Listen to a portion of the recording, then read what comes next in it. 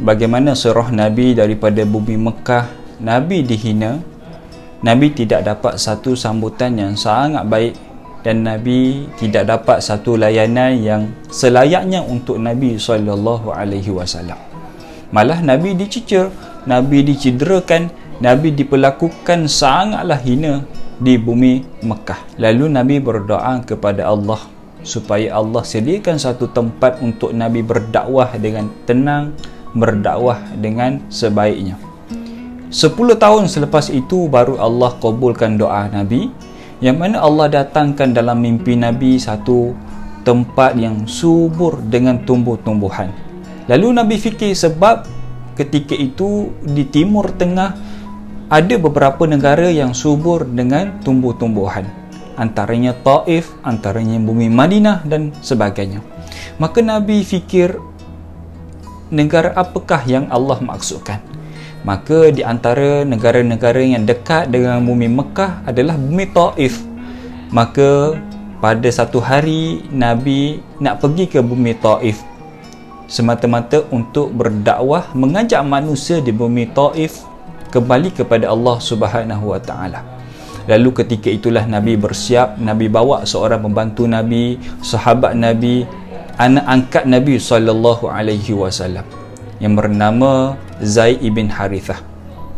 Lalu Nabi 2 orang saja pergi ke bumi Taif semata-mata nak jumpa dengan Bani Thaqif untuk mengajaknya kepada Allah Subhanahu Wa Taala. Dalam perjalanan Nabi ke bumi Taif, berita berkaitan dengan Nabi telah pun sampai ke bumi Taif. Seluruh masyarakat Taif tahu siapakah Nabi, dan semua informasi, semua berita yang sampai ke bumi Taif berkaitan dengan Nabi adalah berita memburukkan Nabi semata-mata, yang menyebabkan penduduk Taif sangat bencikan kepada Nabi SAW. Nabi tak tahu. Maka bila mana sampai ke bumi Taif, 10 hari Nabi berada di bumi Taif.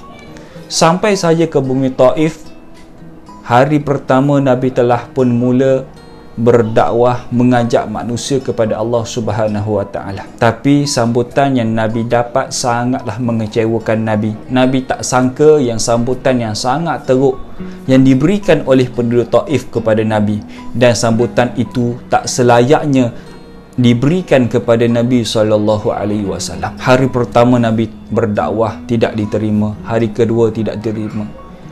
Mereka tidak menerima Nabi untuk berdakwah di bumi Taif kerana Nabi tidak diberikan tauliah, tidak diberikan keizinan untuk berdakwah di bumi Taif.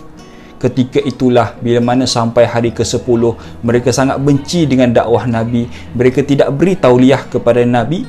Mereka mengarahkan, mereka menghalau Nabi dengan cara mereka memanggil anak-anak kecil untuk mengambil batu-batu yang besar, memalingkan ke arah Nabi SAW. Dan ketika itulah anak-anak kecil mengambil batu-batu, memalingkan terus kepada Nabi, terus sampailah berdarah kepala Nabi.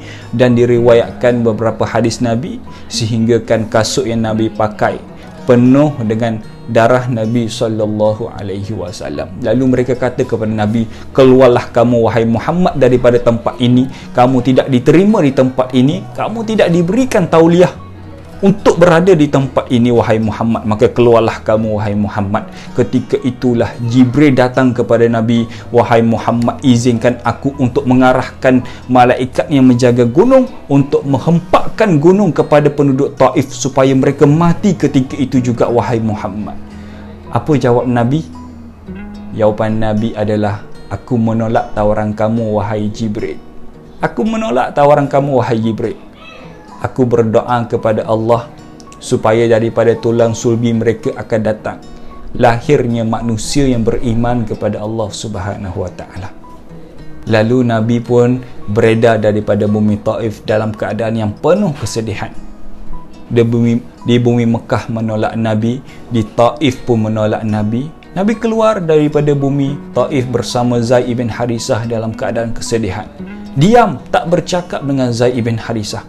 Bila mana sampai, sebab Nabi dalam keadaan keletihan, dalam keadaan yang kecederaan, maka Nabi sampai di sebuah kebun yang dimiliki oleh Utbah dengan Sa'ibah. Itu diriwayatkan adalah kebun anggur. Maka Nabi berehat di bawah pokok kebun anggur. Nabi tak makan apa-apa, hanya berehat. Ketika itu Utbah dengan Saibah melihat Nabi. Mereka kenal itu adalah Nabi, tapi ketika itu mereka belum lagi beriman kepada Nabi. Lalu mereka melihat Nabi dalam keadaan kecederaan, dalam keadaan kepenatan. Utbah dengan Saibah memanggil pekerjanya yang bernama Andas, yang mana seorang anak muda yang tak kenal itu adalah Nabi. Dia memanggil Andas untuk memberikan buah anggur ini kepada Nabi. Maka Andas pun bawa buah anggur, mendekati Nabi, bagi tahu kepada Nabi, wahai pakcik, sesungguhnya tuan aku mengarahkan aku untuk memberikan buah anggur ini kepada kamu, wahai pakcik. Maka makanlah. Maka ketika itu Nabi melihat Andas, Nabi mengambil dan Nabi baca bismillah, Nabi makan dengan penuh tertib. Andas ketika itu buat pertama kali melihat Nabi, bertemu dengan Nabi, dan Andas tak tahu itu adalah Rasulullah. Andas tak tahu itulah Nabiullah. Maka ketika itu Andas memerhatikan cara Nabi dengan penuh tertib. Andas tertarik dengan akhlak Nabi ketika itu, dan Nabi tahu yang dia tengah makan sambil diperhatikan oleh Andas. Maka Nabi melihat Andas, Nabi memanggil Andas. Maka Andas pergi mendekati Nabi. Nabi tanya kepada Andas, wahai anak muda, siapakah kamu dan kamu berasal daripada mana? Dan jawab Andas, aku adalah Andas, seorang anak muda yang berasal daripada Nirnawa. Maka jawapan Nabi adalah, kamu berasal daripada satu kampung yang mana di kampung itu lahirnya seorang lelaki yang soleh yang bernama Yunus ibn Matta. Ketika itu jugalah Andas terkejut, sebab masyarakat Arab ketika itu tak kenal siapakah Yunus ibn Matta. Andas tanya kepada Nabi, wahai pakcik, bagaimanakah kamu kenal Yunus ibn Matta? Sesungguhnya Arab pada hari ini mereka tak kenal siapakah itu Nabi Yunus ibn Matta. Bagaimanakah kamu kenal?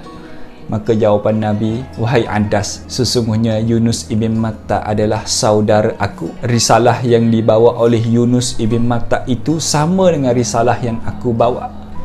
Aku adalah Nabiullah, Rasulullah, sama seperti Yunus ibn Matta, dan kami bertuhankan Tuhan yang sama. Dan ketika itulah tak sampai sehari Andas bersama dengan Nabi. Sekejap saja.